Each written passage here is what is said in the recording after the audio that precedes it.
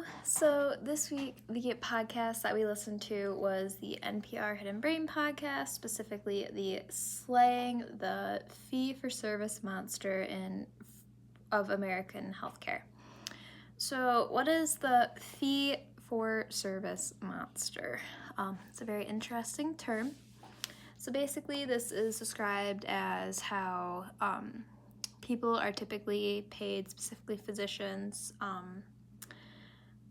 based on, just hospitals in general, are typically paid for the things that they do, like the diagnostic tests, the scopes, the x-rays, the CAT scans,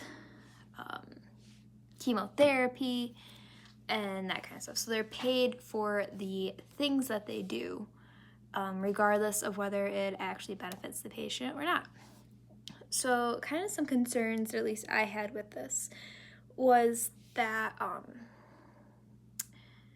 so obviously the more tests a person undergoes, the bigger the bill that they're going to have. But what's stopping healthcare professionals from administering and ordering tests that aren't technically necessary, but they can make it seem necessary? So I know the experience that I have where I work, we are supposed to test for a multitude of things. There's medical reasons for it, but personally, I don't really think it's totally necessary. We're supposed to run all these tests on someone that may just be having a little bit of, back pain. But we're supposed to do a full blood lipid panel, all this stuff that just really honestly does not totally contribute to the problem at hand. So I know that there's also policies in place about stuff that we're supposed to do that, like, I know a lot of our doctors and physicians that work at our hospital have kind of questioned, like, why do we need to be doing this? Because there is a medical reason, but it's like it can be justified and defended, but it's not something you would need to do, if that makes any sense at all. Basically, they just want the money. So, yes. Vivian Lee, which is was a radiologist, she kind of talked about this. Obviously, radiology, they see a lot of diagnostic imaging that people don't typically need. Also, this also brings in the concern of waste of supplies, waste of time, and that sort of thing. So we have one physician that will order every test under the sun for even just a common cold. And of course, these people that are coming and they're seeking our care, they trust us to make the best decisions for them.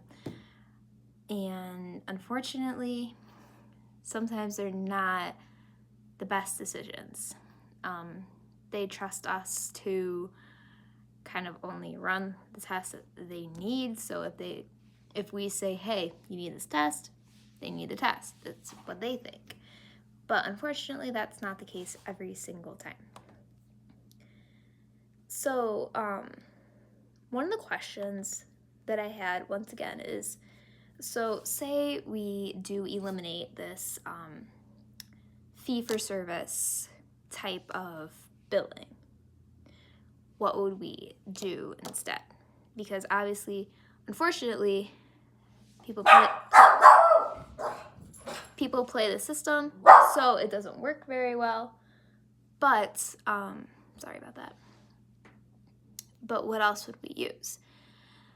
You have the people that play the system to where it doesn't work the greatest, but you also just have, like, okay, you're going in for blood work, you're going to pay for the blood work. I mean, it's just kind of, that's like, I don't know, would you, instead of paying for things that they do, would you just pay for their time, which could be even worse because a lot of ERs have long wait times. Even once you get in there, you could be there for half the night just waiting for the physician to come and see you, and you're paying for that time where you're just sitting there, not even in a physician's care, like at that moment in time. So that's just, I don't know what, I don't know another way you could totally make it work.